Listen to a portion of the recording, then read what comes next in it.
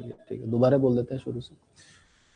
तो आज का टॉपिक है theory of differential equation, ordinary differential equation. किसी भी इक्वेशन को डिफरेंशियल इक्वेशन तब कहा जाएगा जब उसमें मौजूद होगा फर्स्ट डेरिवेटिव, सेकंड ऑर्डर का डेरिवेटिव, थर्ड ऑर्डर का derivative and so on. Zero order का डेरिवेटिव नहीं होना चाहिए, क्योंकि जीरो ऑर्डर का डेरिवेटिव होगा D Y by D X की पावर जीरो, यानी कि कुछ भी नहीं, तो उसे डिफरेंशियल इक्वेशन नहीं कहेंगे। कम से कम फर्स्ट ऑर्डर का डेरिवेटिव मौजूद होना जरूरी है। ये पहला एग्जांपल है जिसका ऑफ कोर्स दिख रहा है आपको, डिफरेंशियल इक्वेशन है और ऑर्डर इसका 1 है। डिग्री की बात करी जाए तो डिग्री बताई जाती है, तो सबसे बड़ा डेरिवेटिव है जैसे ये, यही डेरिवेटिव है, उसकी होल पावर जितनी भी है, इसकी पावर 1 है, तो डिग्री 1 हो गई। इस वाली डिफरेंशियल इक्वेशन का ऑर्डर देखा जाए तो जाहिर सी बात है सेकंड डेरिवेटिव मौजूद है, फर्स्ट भी मौजूद है, लेकिन ऑर्डर माना जाएगा 2 और डिग्री मानी जाएगी 3, राइट। तीसरी डिफरेंशियल इक्वेशन है, इसका मैं ऑर्डर तो आपको बता सकता हूं, ऑर्डर क्योंकि एक ही डेरिवेटिव है तो ऑर्डर 1, लेकिन डिग्री की बात करना बेमानी है, डिग्री आप इसकी बता नहीं सकते, डिग्री नॉट डिफाइंड, ठीक है, डिग्री नॉट डिफाइंड।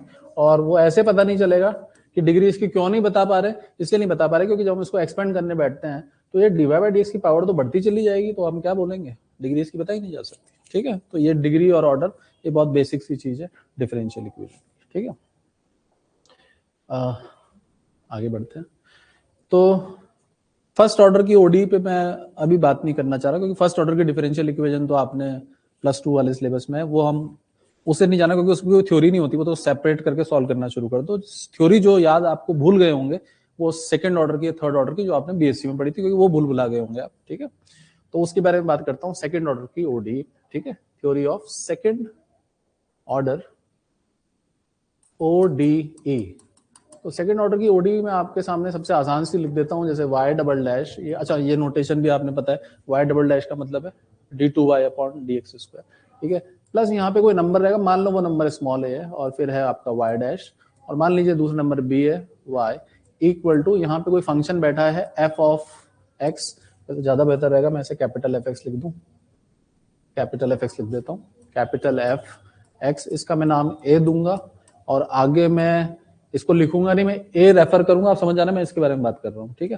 ध्यान रखिएगा, double derivative, single derivative, no derivative, और ये किसका फंक्शन है, एफ एक्स का, ठीक है।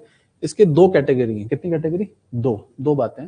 पहली बात यह कि यदि एफ एक्स जीरो होता है, क्या होता है, जीरो, तो इसको कहा जाता है होमोजीनियस। क्या कहा जाता है इसको, बल्कि मैं लिख भी देता हूं, then Y double dash plus A Y dash plus B Y equal to कितना, जीरो। इसका नाम क्या दे दिया आपने, बी इज कॉल्ड, इसको कहा जाता है होमोजीनियस,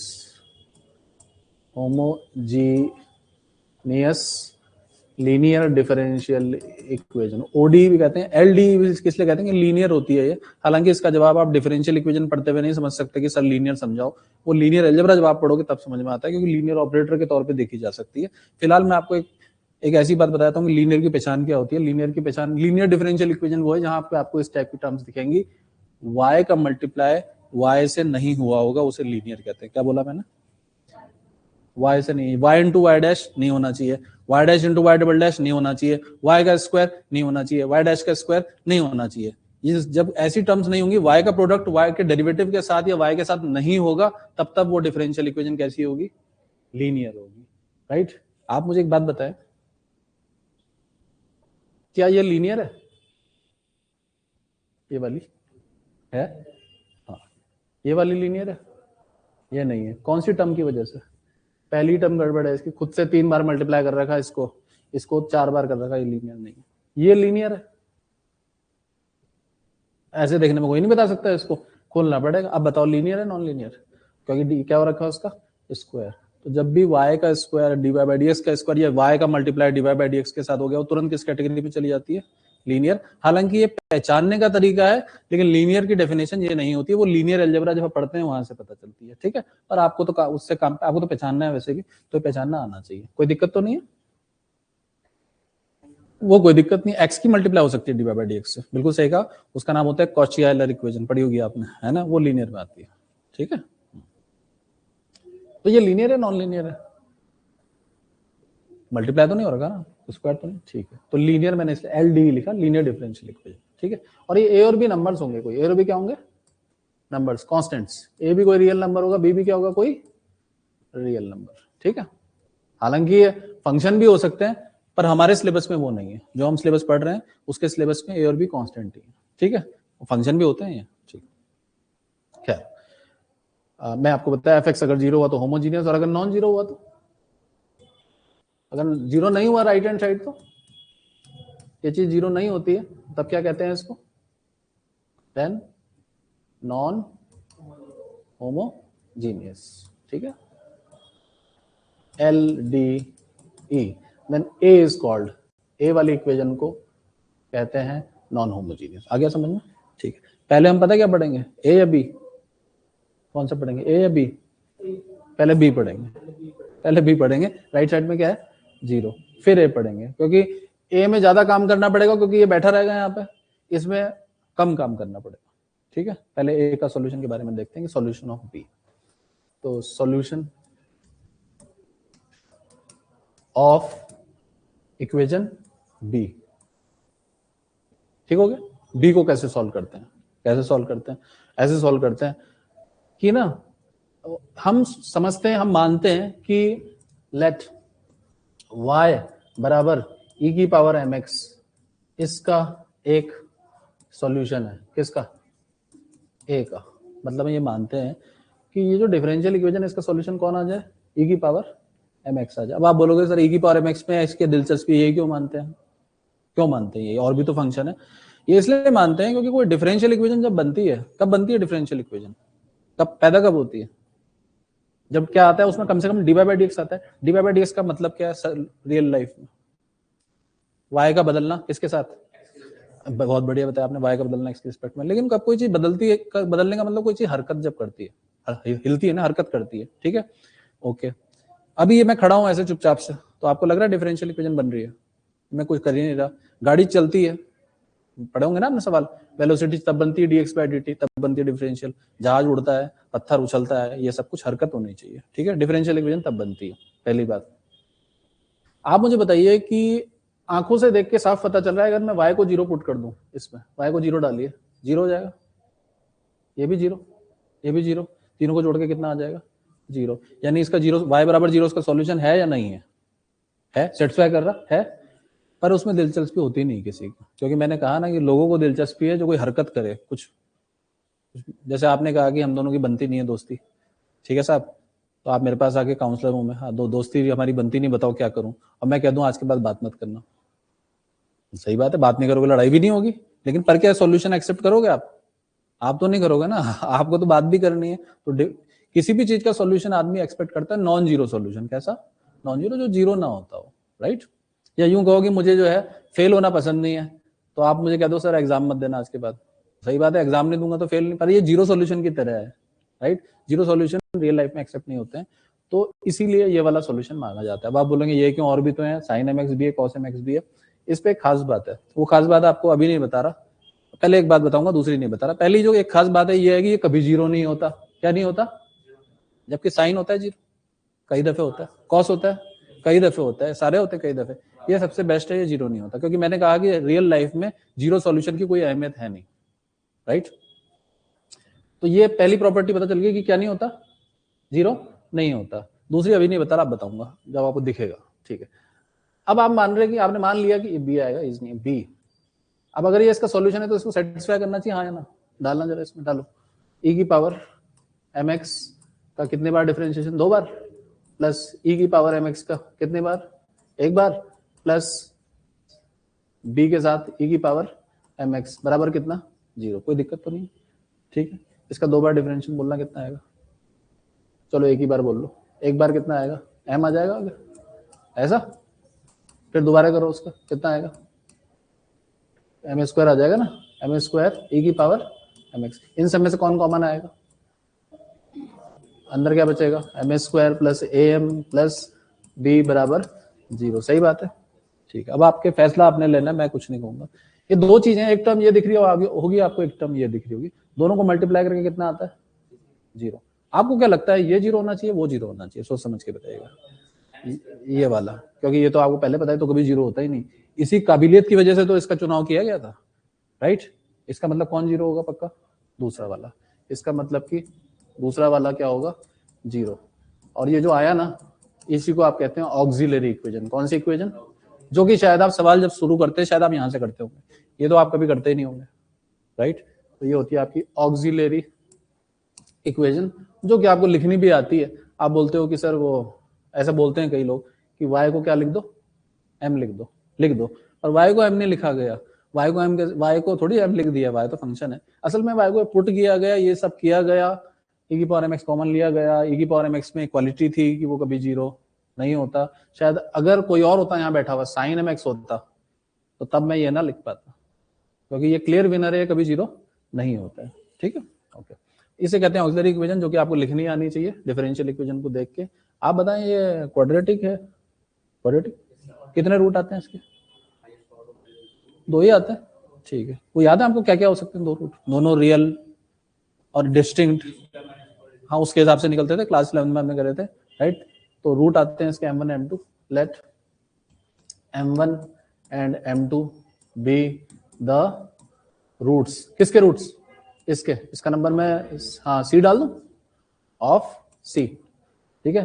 तो 3 केस बनेंगे। केस 1, पहला केस आपने बोला कि क्या m1 बराबर नहीं आता किसके?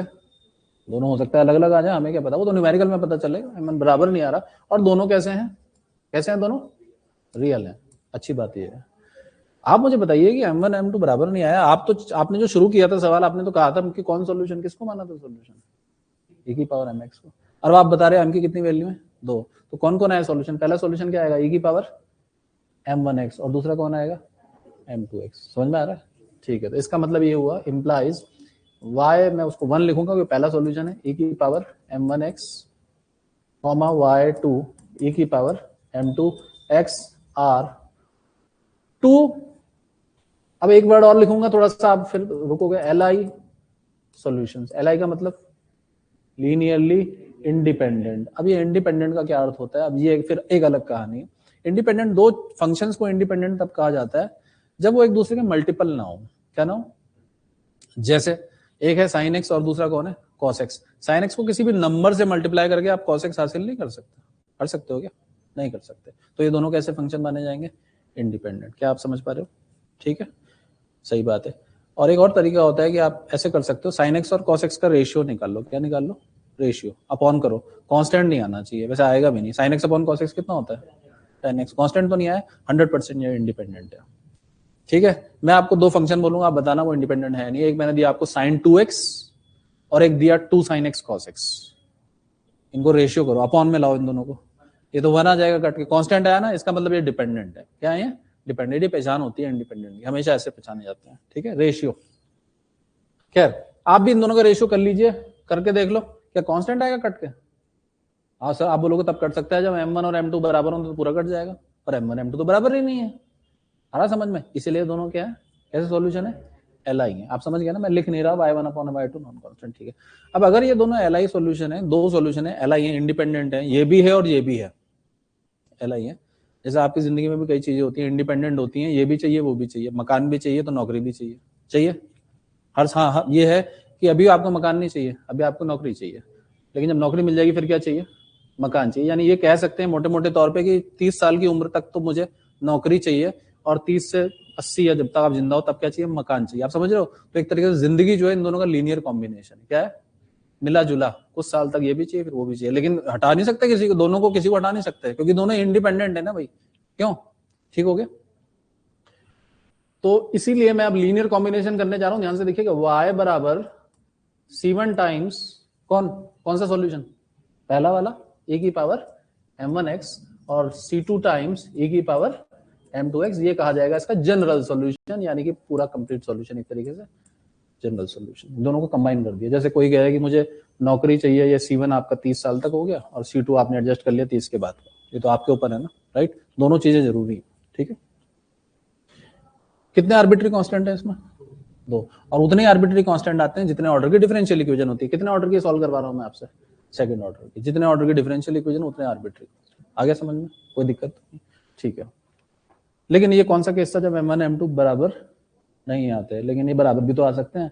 गलती से अगर ये बराबर आ गए, आप मुझे बताओ, पहला सॉल्यूशन भी e की पावर m1x होगा, दूसरा भी e की पावर, लेकिन रेशियो उनका क्या आएगा सोचो आप। नहीं, वो तो वहां पहुंचे कैसे, उसके बीच की कहानी। उसके बीच की कहानी, वो कैसे एक्स क्यों लगाया आपने, केस 2 लिखा था ना, केस 2 क्या है, इफ m1 और m2 के बराबर आ गए, मान लो किसके बराबर आ गए, m के, m वो नंबर है, ठीक है, सही है। तो आप मुझे बताइएगा कि पहला सॉल्यूशन क्या लिखेंगे आप, e की पावर कितना m1x, m1 कितना है m इक्वल टू ऐसा, और y2 भी कितना लिखेंगे, e की पावर mx। क्या मैं इस बार li लिख पाऊंगा जैसे मैंने पिछली बार बड़े आराम से लिख दिया था, क्या इंडिपेंडेंट है, रेशियो करना जरा इन दोनों का, डिवाइड करो, 1 आएगा, तो ये तो कांस्टेंट है, तो li लिख सकता हूं मैंने, नहीं, अगर मैं li नहीं लिख सकता तो क्या मैं इनका लीनियर कॉम्बिनेशन कर सकता हूँ, c1y1 प्लस c2y2, वो अलाउड है, फिर अलाउड नहीं, वो अलाउड नहीं है ना, क्योंकि li नहीं, वो लीनियरली इंडिपेंडेंट ही नहीं है, तो कॉम्बिनेशन भी अलाउड नहीं है। आप नहीं समझ रहे, एक दूसरे पे निर्भर कर रहे हैं, क्या कर रहे हैं, निर्भर कर रहे हैं, आप समझ रहे हैं, ठीक है, इनका लीनियर कॉम्बिनेशन आप नहीं कर सकते। अब क्या प्रॉब्लम है कि इस केस में इनको लीनियरली इंडिपेंडेंट बनाना पड़ेगा, क्या करना पड़ेगा, बनाना, वो कैसे बनाया जाता है, हालांकि मैं उसके अंदर बहुत अंदर नहीं जाऊंगा, बस वो बड़ा एक तरीका है कि सबसे आसान तरीका कि जो सेकंड वाला फंक्शन सॉल्यूशन जिसे आप दावा कर रहे हो, जो कि पहले का ऑफ कोर्स मल्टीपल ही आ रहा है, उसके आगे क्या लगा, तो सबसे छोटा पॉलिनोमियल कौन है, सबसे छोटी डिग्री का पॉलिनोमियल एक्स, वैसे तो 1 भी है, 1 भी तो पॉलिनोमियल है, कितने डिग्री का, 0 डिग्री का, लेकिन 1 से मल्टीप्लाई करूंगा तो वो तो वही रहेगा, इंडिपेंडेंट थोड़ी बन पाएगा, तो सबसे छोटा कौन, एक्स, उससे, हालांकि इसके पीछे एक फॉर्मूला होता है, ये आया कैसे, लेकिन ये फॉर्मूला यहाँ पे इसलिए नहीं बता रहा हूं मैं, क्योंकि ये फॉर्मूला निकलता है theory of differential equation with variable coefficient, जो आपके सिलेबस में नहीं है, आप समझ में आया, एक्स आता है, इसका एक फॉर्मूला होता है, निकालने का तरीका होता है, ठीक है, एक्स से मल्टीप्लाई करते हैं, ठीक हो गया, कोई दिक्कत तो नहीं है, आपके मन में डाउट तो पूछ लो, अगर आप कहें तो मैं एक्स भी निकाल के बता सकता हूँ कि एक्स आया कैसे, कोई बड़ी बात नहीं है, ठीक है, ये आता है ऐसा है कि दूसरा सॉल्यूशन माना जाता है, मैं बता देता हूँ, ऐसा माना जाता है, ये एक्स कैसे आता है, y2 को माना जाता है v टाइम v कोई फंक्शन है, ऐसे माना जाता है, क्या माना जाता है, y2 कितना आ रहा है, y1 का कितना मल्टीपल आ रहा है, vx मल्टीपल, और उसको डिफरेंशियल इक्वेशन में पुट किया जाता है जो दे रखी है, फिर उसको सॉल्व करके तब ये x निकलेगा, ठीक है, ये इसका छोटा सा डेरिवेशन के अंदर डेरिवेशन है, पर फिलहाल इस चीज की यहाँ पे जरूरत नहीं है, इसलिए जरूरत नहीं है क्योंकि आपको तो मेथड समझना है, यहाँ पे किसी को प्रूफ करके तो नहीं दिखाना आपको, ठीक है, ओके, ये एक्स समझ में आ गया।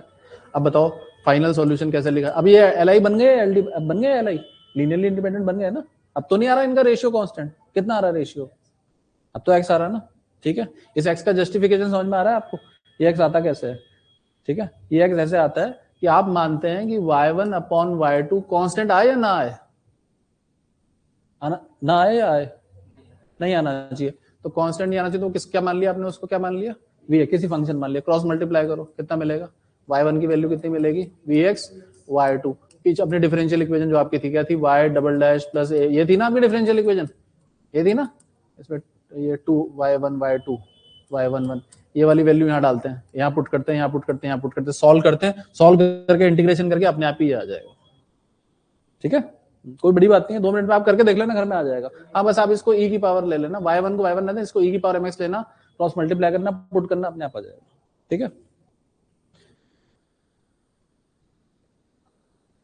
मैं आपको इसलिए बता रहा हूँ कि अगर आप कल को आपने पढ़ाने के लिए खड़ा होना तो क्यों पूछेगा आपसे, क्यों कैसे आया, राइट, हाँ। चलो फाइनल सॉल्यूशन बताओ, y बराबर c1 y1 है ना, प्लस c2 कितना y2, ये इसका, शायद आप इसको कॉमन लेके भी लिख लेते हैं, नहीं लिख लेते, लिख लेते हैं, ठीक है, कोई प्रॉब्लम तो नहीं है।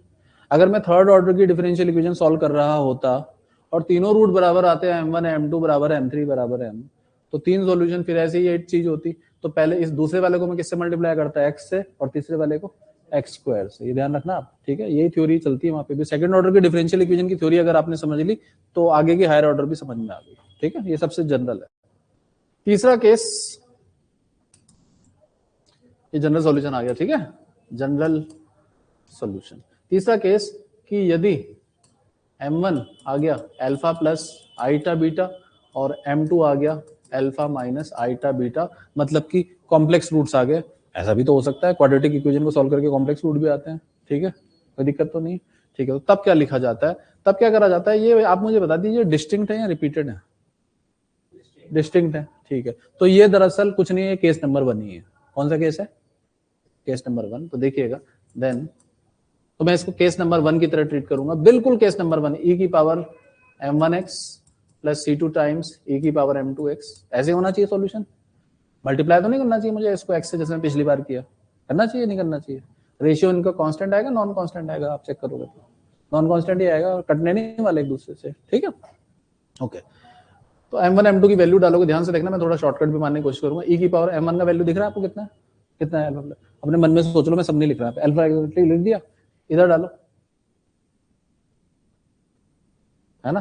ध्यान से देखना, इस स्टेप को समझने की कोशिश करना। मैंने e की पावर अल्फा x कॉमन ले लिया, अंदर बचा c1, यहां से बचा e की power iota beta x plus c2 times e की पावर माइनस। क्या ये स्टेप समझ में आ गया? एक स्टेप मैंने बीच का उड़ा दिया, कोई दिक्कत तो नहीं है। e की पावर आइटा थीटा का फॉर्मूला सुनाइए, क्या होता है? Cos beta X plus iota sine beta X, De Moivre's formula आपने पढ़ा होगा, होता है ना। e की पावर आइटा थीटा का फॉर्मूला होता है cos theta plus iota sine theta, ठीक है। इसी तरीके से इसमें बताइए c2 cos beta X minus iota sine beta X, ये फॉर्मूले आपको याद होने चाहिए, 11th क्लास के फॉर्मूले, कोई दिक्कत तो नहीं है, राइट। ध्यान से देखना, इन दोनों को मल्टीप्लाई करो, इन दोनों को मल्टीप्लाई करो, बताओ कॉमन कितना आ जाएगा? कितना? c1 प्लस c2 और cos बीटा x, आइटा इसके साथ आएगा ना आइटा, तो हाँ, प्लस कॉमन इसमें दूसरे वाले को मल्टीप्लाई करो, साइन बीटा x कॉमन आ गया, अंदर आ जाएगा iota c1 plus iota c2 minus का आइटा c2 आएगा शायद, है ना, माइनस का iota c2 sign beta x। क्या आपको समझ में आ गया? देख लो, कोई दिक्कत तो नहीं है, पक्का। दो कांस्टेंट को जोड़ के कांस्टेंट ही आता है, इसको नया कांस्टेंट लिख दो, लिख दो, इसको मैं लिख देता हूँ, ए लिख देता हूँ, ए cos बीटा एक्स, ये भी कांस्टेंट का डिफरेंस, कांस्टेंट लिख दो, बी लिख देता, plus B sine beta X, ये होता है इसका जनरल सॉल्यूशन। बुक्स में आपने भी शायद यही वाला इस्तेमाल किया होगा, यही किया ना इस्तेमाल, लेकिन ये है कुछ नहीं, ये आया इससे ही, मतलब मेरा तो कहना है कि ये भी लिख के आओगे तो गलत नहीं है, पर ऑब्जेक्टिव में डिपेंड करता है कि किसी ने ऐसा लिखा हो तो ऐसे लिखना पड़ेगा, ठीक है। Is given is general solution, ठीक हो गया। तीसरा केस का अपने आप से कोई अस्तित्व नहीं है, तीसरा केस किस पे डिपेंड कर रहा है? केस नंबर 1 पे, क्योंकि मैंने यहाँ पे कौन सा केस लगाया? फ्रॉम केस 1 ना, हाँ वही तो लगाया मैंने, कुछ अपने आप नया थोड़ी बताया आपको, कुछ नहीं लगाया, कोई दिक्कत तो नहीं है, पक्का, ठीक है। आगे बढ़ो बस, ठीक है। अब मैं क्या करूंगा, जो हमने 3 केस पढ़े, तीनों केस के एक सवाल, जिससे आपको थोड़ा सा आइडिया लग जाए। ध्यान से देखना, पहला क्वेश्चन सॉल्व करने का है, y double dash minus 2 3 5 y dash plus 6y equal to 0। इसको सॉल्व करना है, सिंपल, बहुत आसान क्वेश्चन है, बहुत ही फंडामेंटल क्वेश्चन है, ठीक है।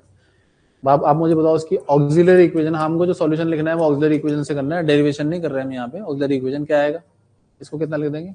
एम स्क्वायर माइनस का 5m प्लस का 6 इक्वल टू 0। फैक्टर कर लेते हो आप ना इसका, m minus 2 m plus m minus 3 बराबर 0, right.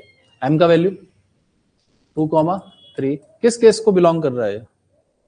Case 1, case 2, case 3, first case को बिलोंग कर रहा है। रियल रूट है, डिस्टिंक्ट भी है, तो आप बताइए इसका सॉल्यूशन क्या लिखना चाहिए मुझे, बोलिए। देयरफॉर y बराबर c1 टाइम्स e की power m1x 2x plus c2 times e की power is general solution. General में इसलिए कह रहा हूं क्योंकि इसमें कितने आर्बिट्री कांस्टेंट मौजूद है?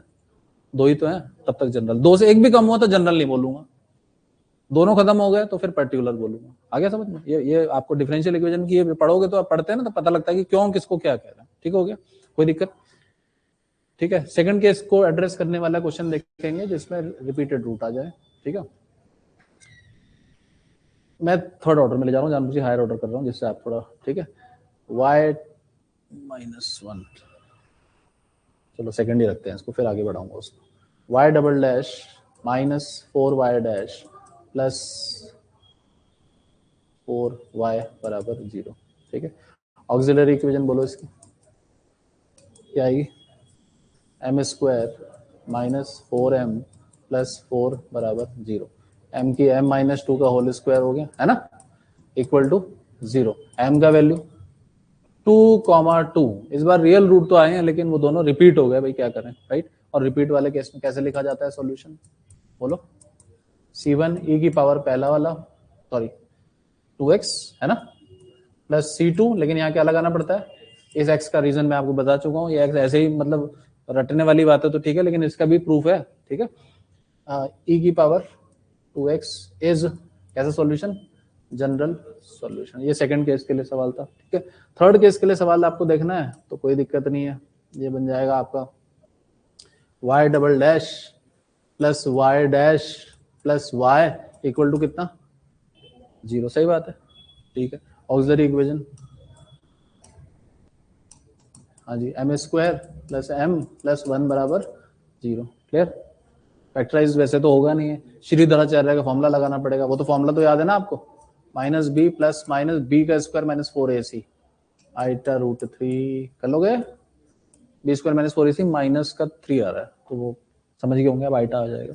लेकिन ये कॉम्प्लेक्स रूट है जिसका अल्फा यानी कि रियल पार्ट है -12 और इमेजिनरी पार्ट है आइटा रूट 3/2, ये आपका अल्फा हो गया, ये क्या हो गया बीटा, ये अल्फा है और ये बीटा। तो क्योंकि मैं लास्ट वाला रिजल्ट आपको एक बार दिखा दूं, ये लगाना है मुझे तो लास्ट वाला, e की पावर अल्फा एक्स अंदर a cos beta X plus b sin beta x, ठीक है। यहाँ डाल के आंसर, देयरफॉर y बराबर e की पावर अल्फा कितना -1/2 x a cos beta x, beta कितना है √3/2 x plus b sin √3/2, x को अंदर ही लिखना चाहिए, ज्यादा बेटर रहेगा, क्यों ऐसे अंदर ही लिखना चाहिए, ये ब्रैकेट मत लगाना। ये इसका जनरल सॉल्यूशन आ गया, ठीक है, कोई दिक्कत।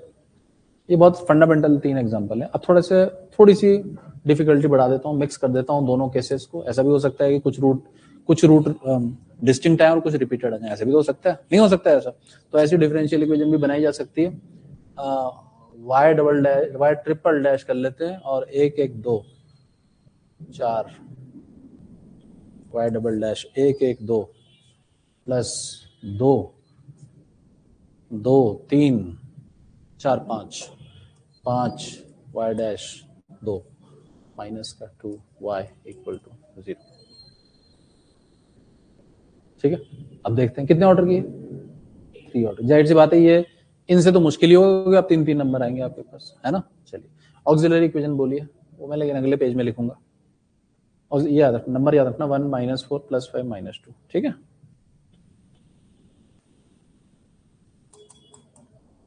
जी बोलिए, m की पावर 3 आएगी, माइनस क्या था 4 था, 4 m स्क्वायर, फिर क्या था और लास्ट में क्या था -2 था, ठीक है। ये आ गया। अब यहाँ से जो है, यहाँ से थोड़ा सा आप पे स्पीड ब्रेकर लगने शुरू हो जाएंगे, ये मैं जानता हूँ।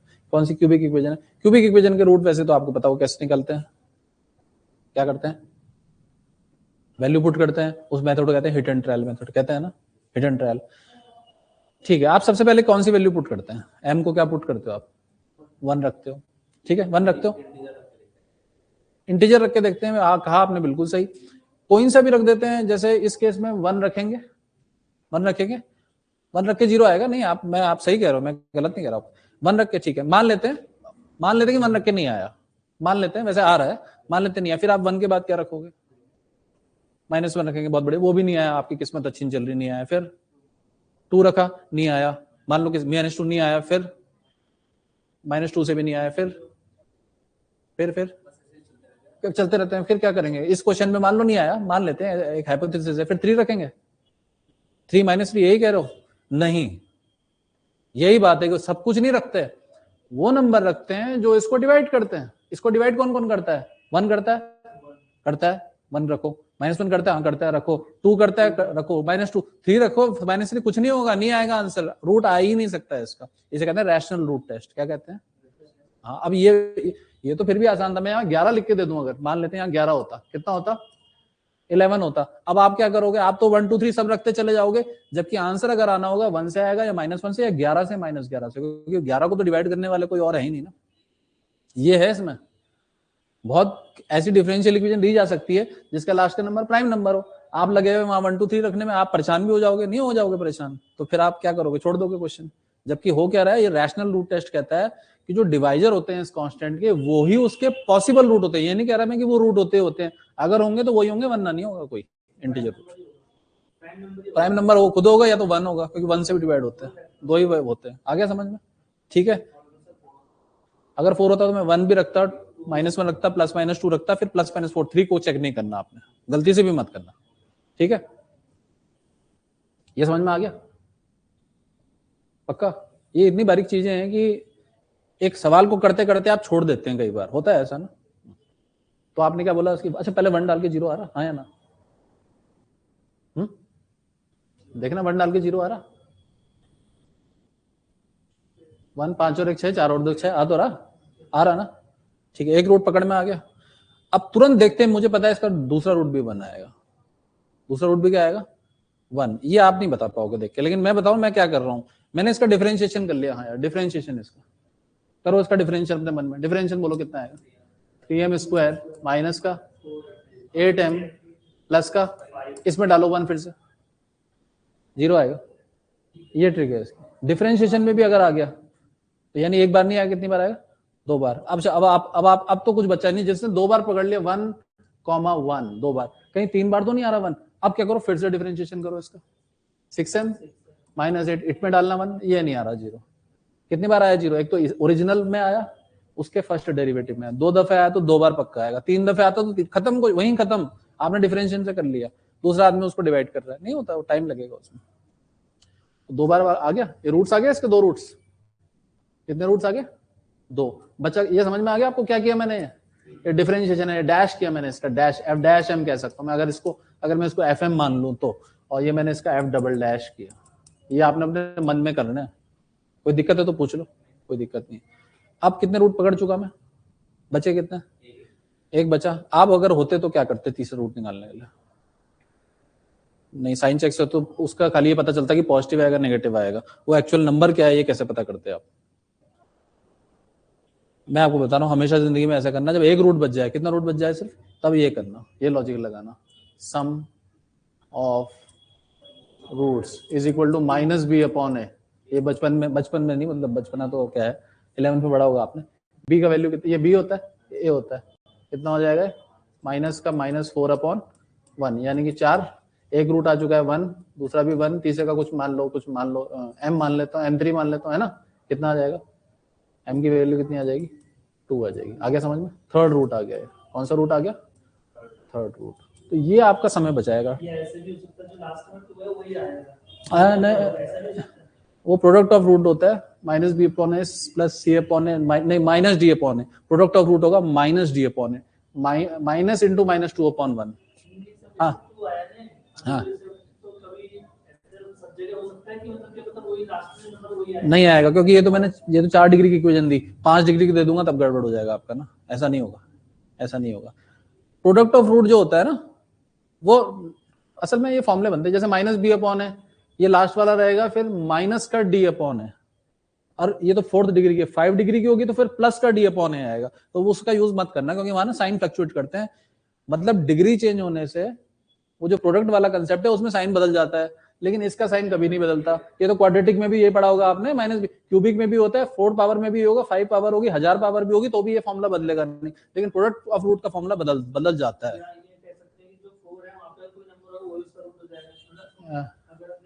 नहीं, ऐसे कह नहीं सकते, वो इसलिए ऐसा हो रहा है कि यहाँ रूट 1 आए थे, इसलिए ऐसा हो रहा, 1 आए थे इसलिए हो पा रहा, वरना वैसे ऐसा कुछ होता नहीं है। ठीक है, जो होता है वो मैंने आपको बतला दिया। ठीक है, हाँ ये तो करना पड़ेगा डिफरेंशिएशन, मतलब उससे तो बच गया, वो डिवाइड करने से जो बचपन में करते थे वो टाइम नहीं लेता। ठीक है, अच्छा आप मुझे बताओ तो 3 रूट आ गए, ये ध्यान से देखो। therefore m1 बराबर m2 बराबर 1, दोनों बना रहे, और m3 कितना आ रहा? कितना? 2। आप मुझे बताओ, ये दोनों तो रिपीट मार रहे हैं 1 1, और ये अलग आ रहा। अब इसका सॉल्यूशन भी ऐसे लिखना पड़ेगा, सोच सोच के, केस 1 का भी लिखना पड़ेगा और केस 2 का भी लिखना पड़ेगा। चलो बताओ, केस 1 के पहले रिपीट वाले के लिए कैसे लिखते हैं, बोलो। y बराबर c1 plus c2 x e की पावर 1x, ये मैंने किसके लिए लिखा? m1 और m2 के लिए। रिपीट ऐसे लिखते हैं, कोई दिक्कत तो नहीं है? और जो अलग से आता है उसके लिए अलग से क्यों आएगा? x ये ई की पावर 2, यही कहना चाह रहे हो, यही तो आएगा, कोई दिक्कत तो नहीं, देख लो आराम से, ठीक है। ये इसका आ गया कैसे सॉल्यूशन, जनरल सॉल्यूशन, ठीक हो गया, कोई दिक्कत। ये सवाल नंबर में भूल गया, 4-5वां सवाल होना है ना, ठीक, ध्यान से देखना है। y triple dash minus 3y double dash plus 3y dash minus का y इक्वल टू 0, ये भी थर्ड ऑर्डर की है ना। चलो बताओ इसकी ऑक्सिलरी इक्वेशन। ऑक्सिलरी इक्वेशन आएगी m cube minus 3m square plus का 3m माइनस का 1 बराबर 0, राइट। आप देख लो क्यूबिक इक्वेशन है, कुछ भी तुक्का मत लगाना, लास्ट वाला जो नंबर है कौन है, 1 को कौन डिवाइड करता है, 1 ही करता है 1 में, या तो 1 डालना और ये -1 डालना, आएगा तो उससे आएगा, वरना नहीं आएगा। फिर उसके डेसिमल रैशनल रूट्स मतलब फ्रैक्शन वाले रूट्स होंगे, मतलब इंटीजर रूट नहीं हो सकते फिर इसके, आ गया समझ में।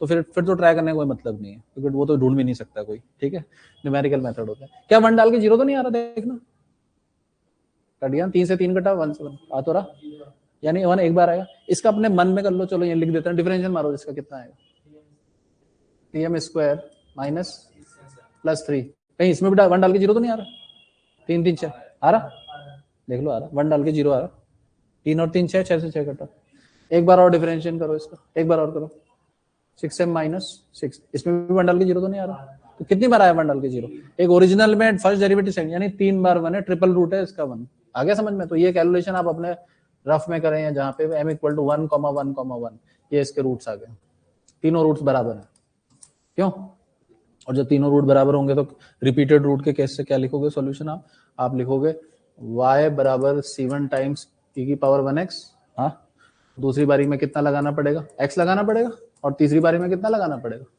x स्क्वायर लगाना पड़ेगा, क्योंकि आप समझ गए होंगे, ये इसका जनरल सॉल्यूशन आ गया समझ में, ठीक है, कोई दिक्कत, कोई दिक्कत। तो ये मैंने आपको जो बताया, ये तब बताया जब होमोजीनियस डिफरेंशियल इक्वेशन होगी, जब राइट हैंड साइड में 0 होगा, लेकिन तब क्या, जब राइट हैंड साइड में 0 के अलावा कुछ होगा, तब आपको मेहनत डबल करनी पड़ेगी, या हाँ ये काम तो करना ही करना पड़ेगा, कुछ और भी करना पड़ेगा, पर्टिकुलर सॉल्यूशन, ठीक है। तो ये तब है यदि L D E is non homogeneous, अब मैं वो पढ़ा रहा हूँ आपको कि होमोजीनियस की जगह क्या हो, नॉन होमोजीनियस हो, मतलब कि जो दैट इज, जो आपका वो क्या कहते हैं उसको, एफ लिखा था मैंने राइट साइड में, वो 0 ना हो, इस बार कुछ और हो, 0 के अलावा कुछ नंबर, ये टाइटल है, ठीक है। तो इसके पहले मैं आपको 3-4 शॉर्ट केसेस होते हैं वो समझा देता हूँ। पहली बात तो इस केस में 2 चीजें निकलती हैं, पहले हमें फाइंड करना पड़ेगा क्या, वाई एच का मतलब होता है होमोजीनियस सॉल्यूशन, वो कैसे निकलता है, राइट साइड में क्या लिख के निकलता है, 0 रख के, सुनो मेरी बात को, अभी आप क्या निकाल रहे थे, वाई या Y H, Y, right side में क्या होता था, 0 होता था, अब होगा राइट साइड में 0, अब नहीं होगा, अब खुद से 0 लिख के खुद से सॉल्व करेंगे, जैसे अभी तक किया, उसको वाई ना बोल के क्या बोलेंगे, उसे वाई एच बोलेंगे, वाई एच का मतलब होमोजीनियस सॉल्यूशन, या कई किताबों में इसे शायद सीएफ पढ़ा हो, शायद आपने कॉम्प्लीमेंट्री फंक्शन, ये तो नहीं पढ़ा, जो आपने पढ़ा हो कोई दिक्कत नहीं, ठीक है। लेकिन कैसे निकालना है, by equating, by taking F X को कितना मानना है, 0 लेके करना है ये काम, जैसे कि अभी तक करते आ रहे थे, कोई फर्क नहीं है इस काम में, ये स्टेप नंबर 1 हो गया, कोई दिक्कत तो नहीं है, लेकिन एक स्टेप फालतू करना पड़ेगा, वो स्टेप ये है, ऑल्सो फाइंड पर्टिकुलर सॉल्यूशन, कौन सा सॉल्यूशन, पर्टिकुलर सॉल्यूशन, जिसे वाई पी लिखते हैं कई किताबों में, और कई जगह शायद पी आई पी एस, आपने पी एस पी आई ये सब लिखते हैं कई बुक्स में, पर्टिकुलर सॉल्यूशन ऐसा निकालना, जो कि निकाला जाता है, दैट इज जो वाई पी निकाला जाता है, वो निकाला जाता है 1/, यहाँ पे वो एफ ऑफ डी आएगा, और यहाँ पे वो कैपिटल एफ एक्स आएगा। अब आप ये बोलेंगे सर आपने ये क्या लिख दिया, तो भाई मैंने ये वो लिखा है एफ डी, जो डिफरेंशियल इक्वेशन रहेगी वो डी की टर्म्स में, किसकी टर्म्स में, जैसे डिफरेंशियल इक्वेशन मैंने आपको बोली y double dash plus Y बराबर e की पावर x, तो y डबल डैश की जगह d स्क्वायर और y की जगह 1, y की जगह 1, y डैश की जगह d का मतलब डिफरेंशिएशन है, ठीक है, क्वेश्चन में समझ में आ जाएगा, ऐसा निकलता है पर्टिकुलर सॉल्यूशन, ठीक है। और कंप्लीट सॉल्यूशन, फाइनल सॉल्यूशन जो निकलेगा, वो दोनों को क्या करना पड़ता है, जोड़ना पड़ता है, Y H plus Y P is general solution, या कंप्लीट सॉल्यूशन भी कहते हैं, इसको जोड़ के निकलता है, ठीक है। पहला वाला स्टेप आप करते हुए आ रहे हैं, ये कोई दिक्कत नहीं है, बस फर्क ये है कि y के नीचे क्या चिपकाना है, आपको h लिखना है या CF लिख देना। ये स्टेप आपके लिए नया है जो मैं आपको समझाता हूँ, ठीक, ध्यान से देखना। इसके अंदर भी अब केसेस हैं। केस 1, पहला केस, यदि राइट हैंड साइड ये हुई, e की पावर कितनी हुई, ax हुई, ठीक है, याद आ रहा है, ये था e की पावर ax हुई। तो उस केस में बोर्ड में देखना, जो yp निकालना शुरू करोगे आप, ये पर्टिकुलर इंटीग्रल लिखोगे, राइट, वो निकालोगे 1 अपॉन जो f ऑफ d लिखोगे, और यहाँ पे कैपिटल Fx यानी e की पावर ax लिखोगे, ऐसे लिखोगे राइट साइड में। ये क्या करना है, d को हटा के क्या डाल देना, a, हाँ x का कोफिशिएंट a डाल देना, तो ये बन जाएगा f, d के अंदर क्या, d की जगह क्या आ जाएगा, a आ जाएगा। और समझ लेना ये ऑपरेट हो चुका है। अब आप इसको इसके सर के ऊपर भी लिख दो, चलेगा, मतलब यहाँ पे आप इसके ऊपर लिख सकते हो, पर इस स्टेप में आप इसको ऊपर मत लिख देना, बाद में लिखना। क्यों नहीं लिखना, क्योंकि ये एक कोई नंबर नहीं है, ये एक ऑपरेटर है। क्या है, ऑपरेटर के सर पे लिखते हैं, फंक्शन को बाद में लिखते हैं। आप D by D x sine x लिखते हो, डी बाई डी के ऊपर चढ़ा के लिखते हो sine x, D by D X के बाद लिखते हो ना, डी बाई डी एक्स के ऑपरेटर है ना। ऐसे इंटीग्रेशन साइन एक्स लिखते हो, इंटीग्रेशन क्या है, ऑपरेटर है, उसके बाद ही तो लिखते हो फंक्शन को, ये थोड़ी उसके सर के ऊपर लिख दोगे। तो कई लोग जो इसके ऊपर लिखते हैं वो गलत है, आपको बाद में लिखना है इसको, ठीक है। लेकिन यहाँ लिख सकते हैं क्योंकि अभी ऑपरेटर नहीं रहा, तो एक नंबर बन गया, क्यों, हाँ है ना। लेकिन इसमें एक शर्त है, वो ये शर्त है कि जो डिनोमिनेटर है कितना, एफ है, ये क्या नहीं आना चाहिए, हाँ, तब तो ये है। अगर जीरो आ रहा, वो भी बता दूंगा, बता देता हूँ, केस ऑफ वो भी बता देता हूँ। इफ, ये भी बता देता हूँ गलती से, अगर एफ ए क्या आ रहा, जीरो, तो तब ये मत करना, तब ये मत करना, तब क्या करना, तब ये करना। ध्यान से देखो, वाई पी बराबर 1 अपॉन एफ डी, ये था ना आपका, ए स्टेज थी, आपने ये पुट करने की सोची, लेकिन देखा रहे तो जीरो आ रहा, तब ये बिल्कुल मत करना, तब कुछ और करना। क्या करना, ध्यान से सुनना, इसका डिफरेंशिएशन कर देना डी की रिस्पेक्ट में, यानी एफ डैश डी कर दिया, और एक एक्स अपनी जेब से लगा देना, ये लाल रंग से लिख रहा हूं, ठीक है, ये खुद से लगा देना, और यहाँ पे आ गया समझ में। और फिर उसके बाद फिर वही करना जो करते हैं, यानी अब ये नया फंक्शन बन जाएगा, फिर ए डाल देना, कहीं फिर से जीरो ना आ रहा हो, फिर से जीरो आ रहा होगा, फिर एक और एक्स लगा देना, और इसका एक और बार क्या कर देना, डिफरेंशिएशन। तो ये तब तक करते रहना जब तक कि नीचे जीरो आना बंद ना हो जाए। आ गया समझ में। तो मैं एटसेट्रा लिख देता हूँ। एटसेट्रा का मतलब ये सिलसिला चलता भी रह सकता है, हो सकता है 2-3 बार चले, क्यों, ठीक है, कोई दिक्कत तो नहीं है। अब मैं एक क्वेश्चन बनाऊंगा जिसमें राइट हैंड साइड में कौन होगा, e की पावर ax, और उसमें दोनों ही केसेस का एक एक सवाल, ठीक है, जिससे आपको रिलेट भी हो जाए, ठीक है।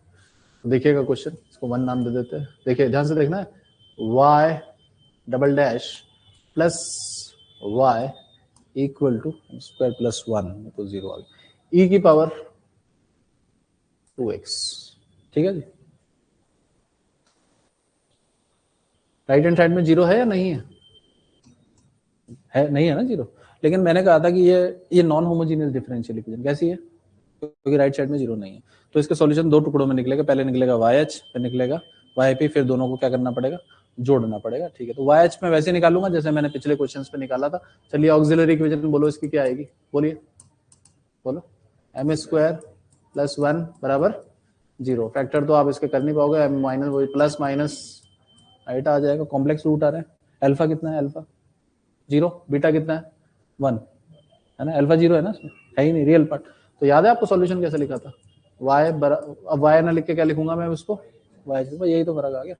e की पावर 0x, वो तो लिखने की जरूरत नहीं, 1 होता है, अंदर होता है capital A cos beta x, beta कितना है, आइटा के साथ कितना है 1 है ना, cos 1x plus b sign 1x, ये तो इसका yh आया, कोई दिक्कत तो नहीं है, ठीक है।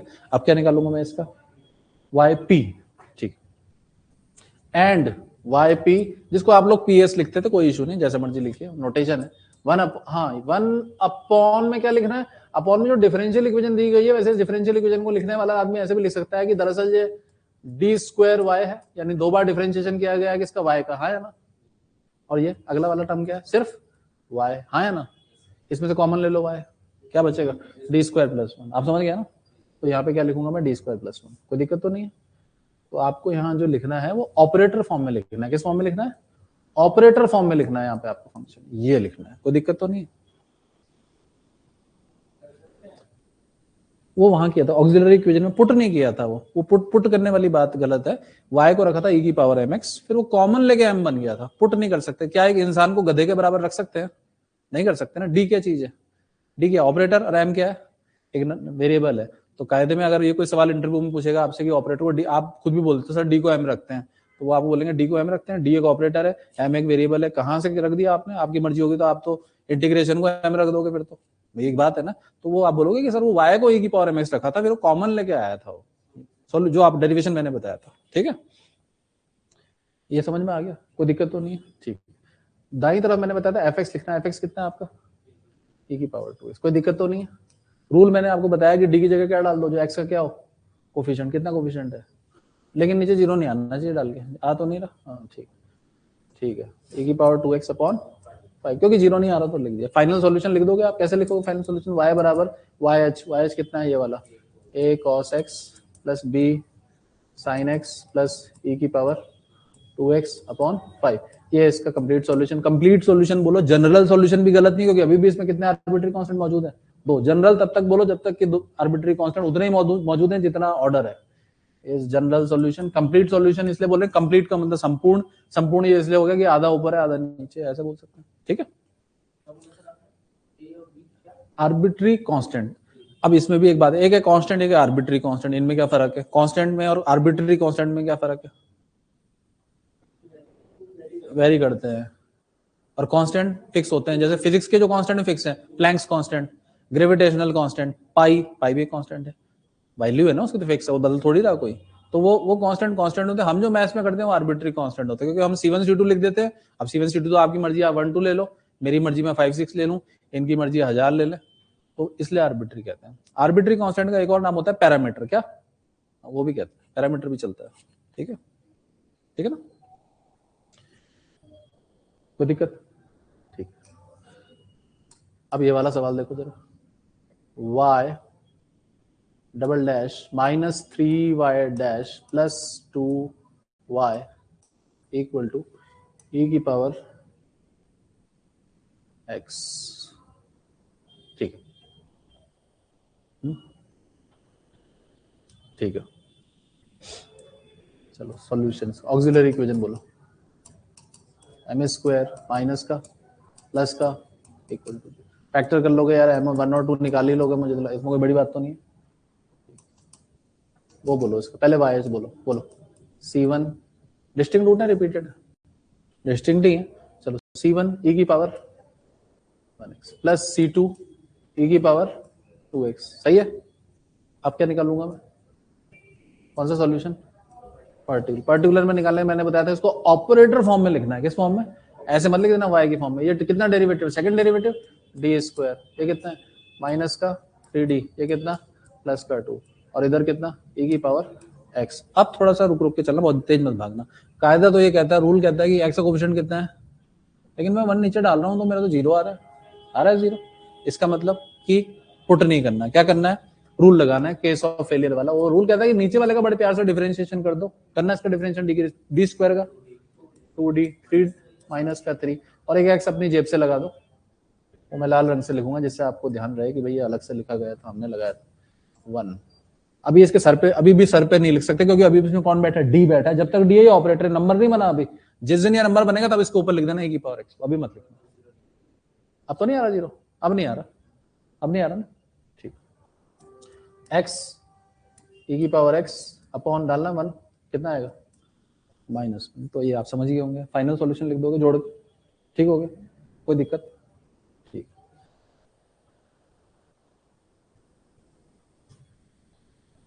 दो बार भी हो सकता है केस ऑफ फेलियर, हाँ ना, हो सकता है ना 2 बार। तो 2 बार फिर एक्स स्क्वायर करना पड़ेगा। क्वेश्चन बनाना है उसका, समझ गया? हो जाएगा, ठीक है। केस 2 बताऊं फिर मैं? केस 2,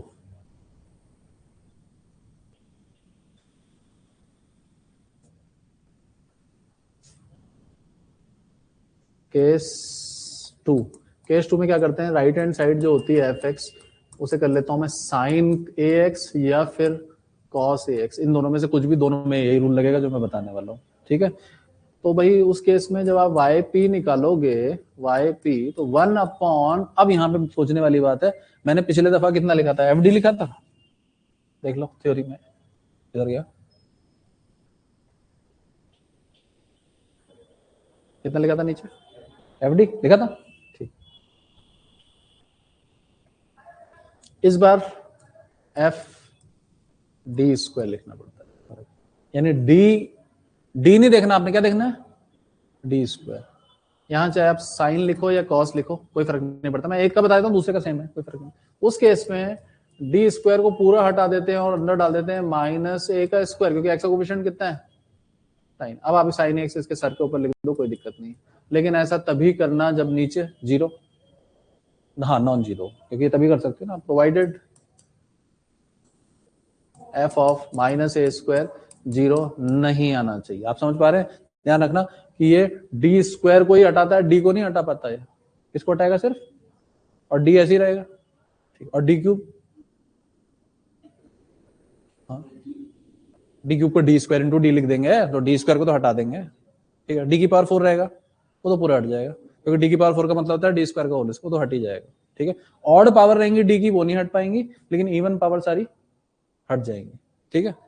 अब आप बोलोगे कि फिर क्वेश्चन कैसे होगा, नीचे तो रह जाएगा, डी रह जाएगा, फिर रेशनलाइज करेंगे, क्या करेंगे, डी उससे रेशनलाइज करते हैं, फिर नीचे डी स्क्वायर जबरदस्ती बनाते हैं, वो करूंगा क्वेश्चन में, बताऊंगा मैं आपको, ठीक है। इफ यदि F of minus A square, मान लो ये जीरो आ गया, कितना आ गया, जीरो, तो तब क्या करना है उस केस में, वही करना है जो आपने पहले किया था, वाई पी बराबर ऊपर क्या लगाना है, एक एक्स लगाना है लाल रंग से, एक्स लगाना है अगर जीरो आ रहा नीचे, हाँ, और नीचे का क्या कर देना है, डिफरेंशिएशन, क्या कर देना है, डिफरेंशिएशन क्या हो जाएगा, F dash of D square, और ऊपर ये साइन एक्स एटसेट्रा।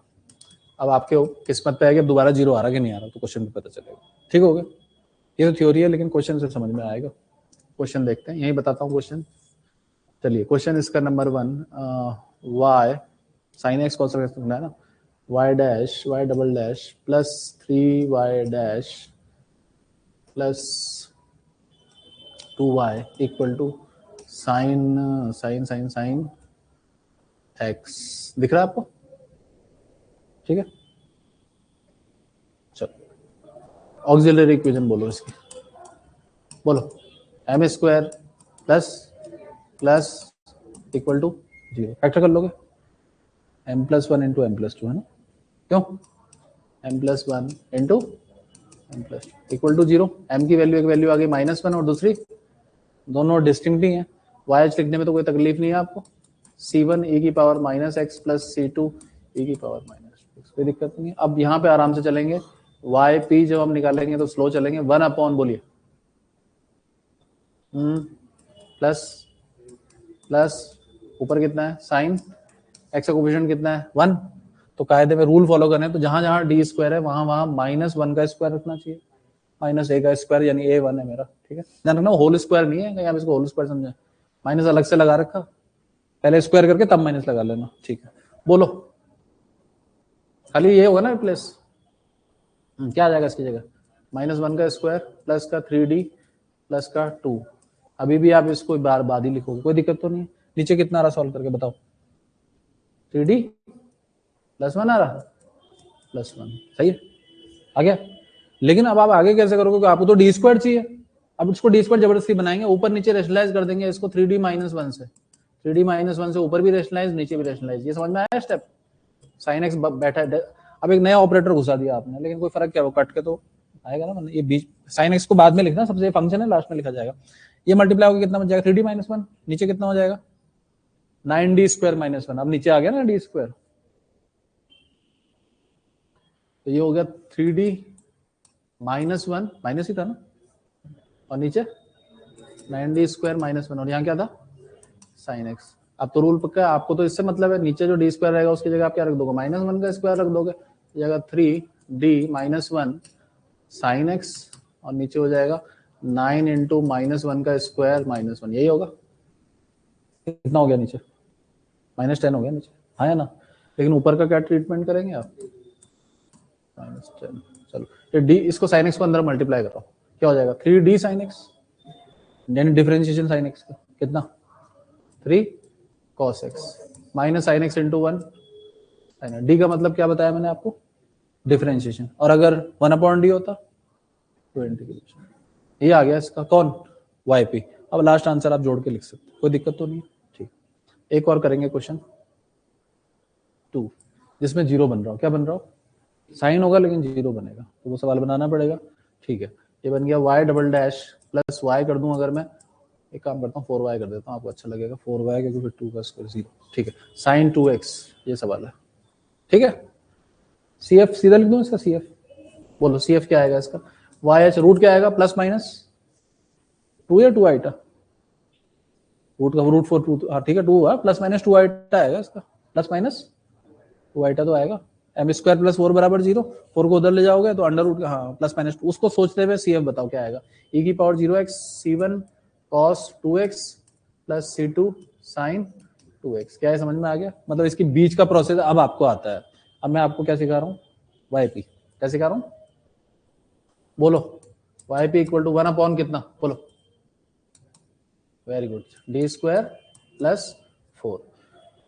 रूल तो कहता है कि डी स्क्वायर की जगह क्या डाल दो, माइनस का 2 स्क्वायर, तो माइनस का 4, नीचे कितना आ रहा है 0, तो क्या करना पड़ेगा, जब 0 आता है नीचे तो क्या करते हैं, डिफरेंशिएशन नीचे वाले का और ऊपर लगाते हैं अपनी जेब से एक x।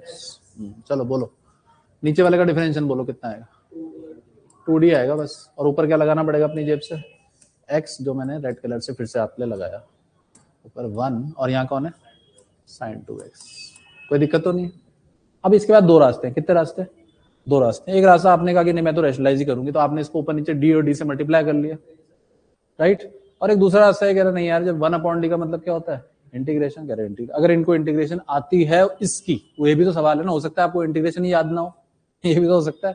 तो आप किस, अभी मैं आपको इंटीग्रेशन वाली तकनीक से x अपॉन 2 1 अपॉन डी का मतलब इंटीग्रेशन किसका, अब साइन का इंटीग्रेशन, आप मुझे बताइए क्या होता है, माइनस कॉस, माइनस कॉस है, माइनस कॉस, ठीक है, अपॉन 2 भी आएगा क्योंकि एंगल में 2x बेटा अपॉन 2। तो बस वही है कि कॉन्फिडेंट है अगर आप इंटीग्रेशन में, और होना भी पड़ेगा, एक यूनिट आपकी इंटीग्रेशन भी है भाई, राइट, तो याद होने चाहिए फॉर्मूले। तो x अपॉन 2 हो जाएगा माइनस का cos 2x अपॉन 2, तो अल्टीमेटली ये माइनस का x बाय 4 cos 2x आ गया।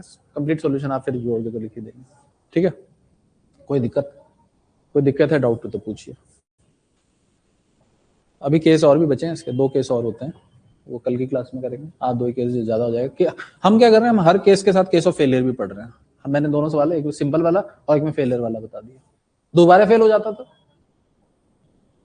फिर वही फिर रहेगा, और एक्स स्क्वायर हो जाता है, नीचे दोबारा डिफरेंशियल, ऐसा हो जाता है। ठीक है, ऐसे क्वेश्चन आते हैं, केस ऑफ फेलियर का क्वेश्चन आने के ज्यादा चांस है, क्योंकि केस ऑफ फेलियर वाला ज्यादातर कईयों को पता नहीं होता ना, डायरेक्ट वाला तो ईजी है। ठीक है, तो इसके आगे जो करेंगे कि 2 केस बचे हुए हैं वो कल की क्लास में करेंगे, और फिर वेरिएशन ऑफ पैरामीटर भी कल ही सीखेंगे। ठीक है,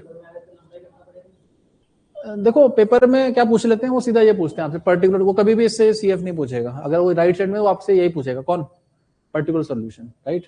अब पेपर में आगे लंबा आपको इसलिए लग रहा है क्योंकि अगर आप ये करोगे वाकई में तो लंबा ही लगेगा, लेकिन थोड़ा कैलकुलेशन मन में करनी है। देखिए आप मन जब चलेगा आपका मैथ्स में तो आपको लिखना नहीं पड़ेगा। अब एक बच्चा वो चीज लिखने में 5 मिनट लगा रहा है, लेकिन आपने मन में सोच के कर लिया, तो फास्ट तो आप हुए ना, क्योंकि इससे तेज तो कुछ नहीं है ना। तो जब आप ये प्रैक्टिस करते रहेंगे तो ये दिमाग में चलेंगे कैलकुलेशन। आज आप 2 × 2 क्या 12 × 12 आप क्या करते हो, कॉपी में करते हो बच्चों की तरह 12 × 12, या मन में कर लेते हो, बस। तो वो लेवल लाओगे आप अपना, प्रैक्टिस करोगे अपने आप आएगा, तो आप मन में करने लगोगे, है ना, ये तो करना ही पड़ेगा।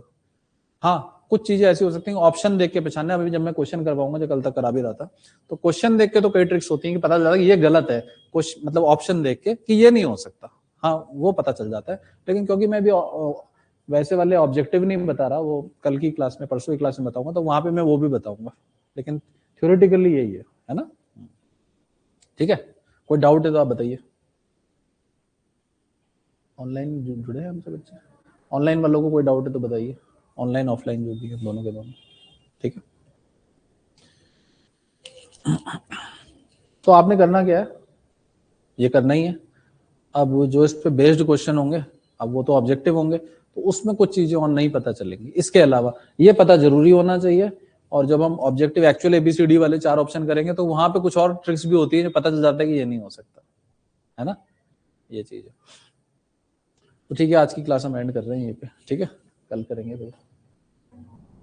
हाँ जी, नोट करना है तो आप इसकी कट फोटो ले लो, क्यों, ये ज्यादा सही रहेगा नहीं। कैसे लोगे? शुरू से ये तो सर उसमें भी आपको ऐप से जुड़ गए सर? अभी कोई नहीं जुड़ा ऐप में? तो सारे आज जुड़ जाओ। क्या आपको फर्स्ट है तो ऐप में जुड़ोगे, सारा ये वीडियो के साथ रिकॉर्डिंग बाद में दोबारा यहाँ से चालू हो रहा ना, कहाँ से हो रहा है?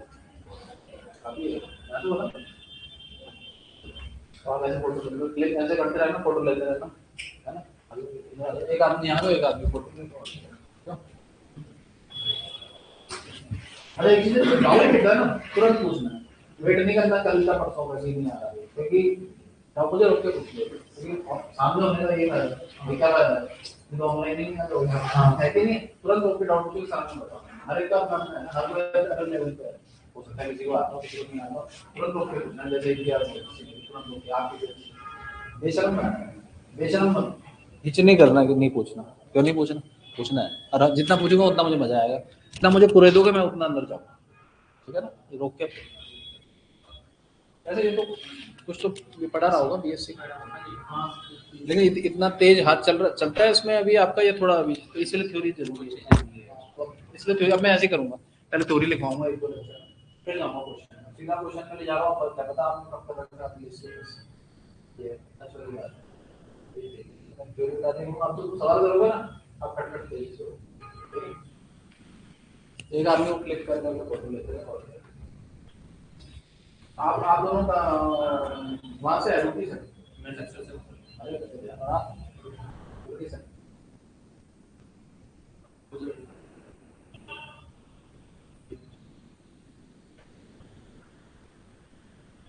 मैंने ऐड कर दिया वीडियो।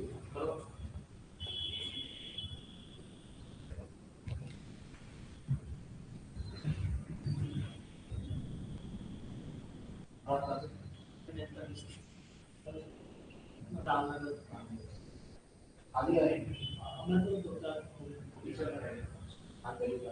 हाँ, क्या मेरा कुमार सर।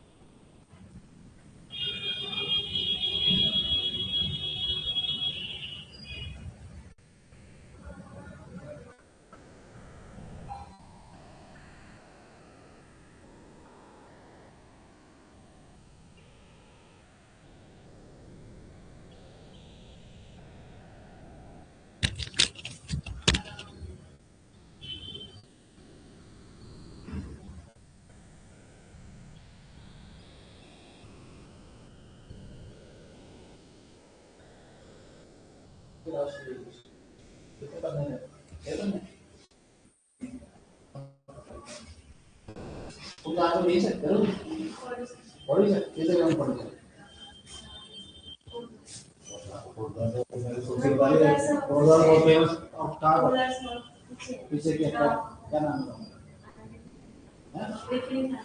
हाँ मुझे पता है, मुझे यही कहूँ सब पता है। समझ में आया नहीं? समझ में आया?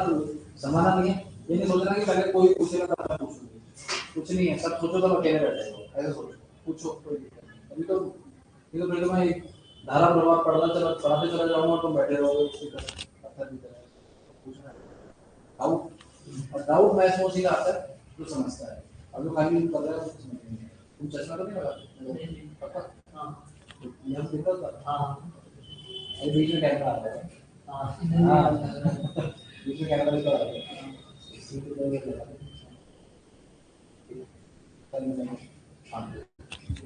ठीक है सर, ठीक है। हाँ वो जैसे ऑनलाइन होता है, हाँ तो ऑनलाइन ऑफलाइन में सेम ही चलता है, तो ये रिकॉर्डिंग साथ साथ कर लेंगे आपने उसमें पहले भी कोर्स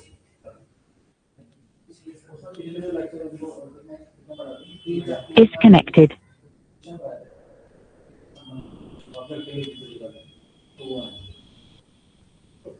तो ऑनलाइन ऑफलाइन लगेगी कि क्या है यार, मुझे पता नहीं। ऑफलाइन वाले बच्चे हैं बेचारे, ऑफलाइन तो ऑनलाइन कैंसिल भी तो जोड़ेंगे सर। नहीं है सर, हम बात ही नहीं की, जोड़ते हैं सर, जब मुझे पता है जोड़ते हैं तो ऑफलाइन डाउनलोड कर लो, पर जब कोर्स लोगे तब मतलब वो फीस पेमेंट होगी, लेकिन जो ऑनलाइन है वो सिर्फ ऑनलाइन ही होने आनी है, ये है। अब ऑफलाइन का ये फायदा है आप मुझे रोके उसमें मैं पढ़ाऊंगा आपके हिसाब से आपकी आंखों में देख के नोट थोड़ी दे रहा हूँ। जी जी मैं उनके डाउट भी नहीं मैं सुन सकता, वो छोटा सा मैसेज आएगा। कहने का मतलब ऑनलाइन में ये बेनिफिट है कि आप मुझे रोक के पूछ सकते हो क्योंकि मैं पढ़ा आपके हिसाब से रहा हूँ। प्राइमरी कंज्यूमर आप हो, वो सेकेंडरी होगा जी। हाँ आपने क्वेश्चन पूछ लिया तो मैंने बता दिया तो उनकी किस्मत है, और आपने पूछा ही नहीं, आपको आता था पर उन्हें नहीं आता तो तब हो गया। तो ऑफलाइन में ये डिसएडवांटेज तो है। अब मैथ्स अगर पढ़ना है तो मतलब आपको आप पता है आपको समझदार आप क्यों ठीक है। हाँ ओके सर से मिल लेना, ऐप ऐप में वो जो पुराने रिकॉर्डिंग है वो सब मिल जाएंगे।